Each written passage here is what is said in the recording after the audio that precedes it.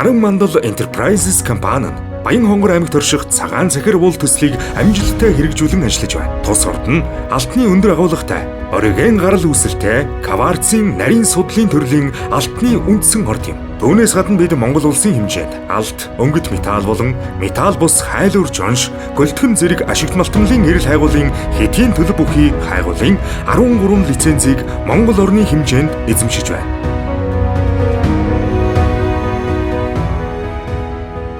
Наран Мандал компани маань Баян Хонгор аймгийн Баян овоо суунд 10 гаруй жилийн хугацаанд олон улсын хөрөнгө оруулалттай. За тэгээд олон улсын стандартыг уурхайн үйл ажиллагааны бүхий л шатал дээр нэвтрүүлж ажиллаж байна. Тэгэхээр энэ 10 жилийн хугацаанд бид нэр маш олон зүйлийг хийж бүтээлээ. Цаашдаа ч гэсэн бас хийх олон зүйл байна. Наран Мандал компани барилдаг үндсэн алтан эдэн зарчим байдаг. Энэ бол аюулгүй үр бүтээлтэй ажиллах. За мэдээж байгаль орчиндөө ээлтэй орон нутгийнхаа үйл ажиллагаанд мөн бизнес эрхлэгчдэд олон тал харилцааг улам дэлгэрүүлэх, нэвтрүүлэх.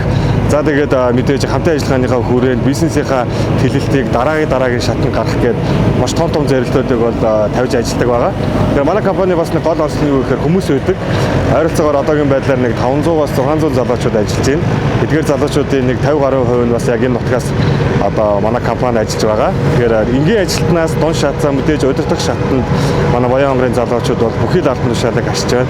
Цаашдаа ч гэсэн бид нар бол энэ тоог нэмэгдүүлэх зорилготой ажиллаж байгаа.